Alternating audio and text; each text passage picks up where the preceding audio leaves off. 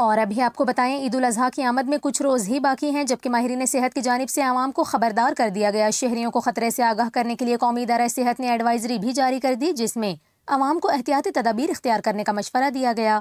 اگر آپ پہلی بار ہمارے چینل پر آئے ہیں تو چینل کو سبسکرائب کر کے بیل آئیکن پریس کریں۔ آپ کو بتائیں عید الاضحیٰ 17 جون کو ہونے کی پیش گوئی کی گئی ہے۔ عید پر شدید گرمی اور وائرس کے خطرے کے پیش نظر قومی ادارہ صحت نے ایڈوائزری جاری کر دی۔ ایڈوائزری کے مطابق عید الاضحیٰ سے قبل مویشیوں کی ملک گیر نقل و حمل ہوتی ہے۔ عید الاضحیٰ سے قبل انسانوں کا جانوروں سے میل جول بڑھتا ہے۔ ان دنوں میں کانگو وائرس کے پھیلاؤ کا خدشہ ہوتا ہے۔ ہدایت نامے کا مقصد شہریوں اور متعلقہ اداروں کو کانگو وائرس کے بارے میں محتاط کرنا ہے۔ ایڈوائزری میں یہ بھی کہا گیا کہ عید پر خریدار پوری آستین والے کپڑے پہن کر مویشی منڈی جائیں۔ خریدار بچوں کو مویشی منڈی لے جانے سے گریز کریں۔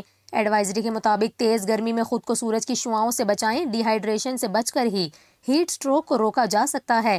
ماہرین کی جانب سے عوام کو ٹائیفائڈ بخار سے متعلق بھی احتیاط کا مشورہ دیا گیا۔